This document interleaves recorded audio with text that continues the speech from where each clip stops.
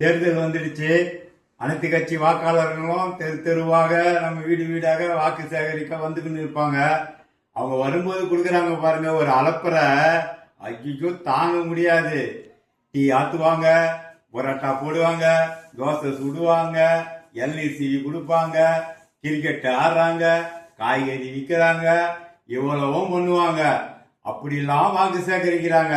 நம்ம காலில் ஊந்து கையில ஊந்து வாக்கு சேகரிச்சு அதுக்கப்புறம் அவங்க ஜெயிச்ச பிறகு அவங்க நம்ம தொகுதி பக்கமே வரமாட்டாங்க.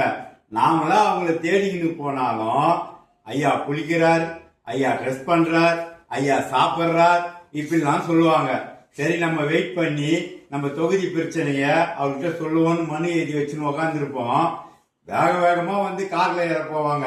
ஐயா ஐயா எங்க பகுதியில சாலை வசதி சரியா இல்ல, சாலை போட்டு கொடுங்கன்னு போய் கேட்டோம்னா, எனக்கு ஒரு முக்கியமா அர்ஜென்ட்டா ஒரு இடத்துக்கு கிளம்பணும், ஒரு முக்கியமான வேலை இருக்கு, 2 நாள் கழிச்சு வந்து பாருங்களேன் அப்படின்னு சொல்லுவாங்க.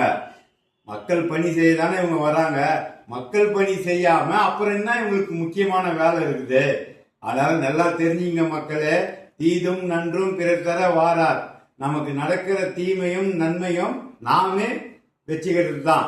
அதனால நமக்கு தீமை நடக்கிறோமா நன்மை நடக்கிறோமான்னு யோசனை பண்ணி ஓட்டு போடுங்க. வணக்கம்.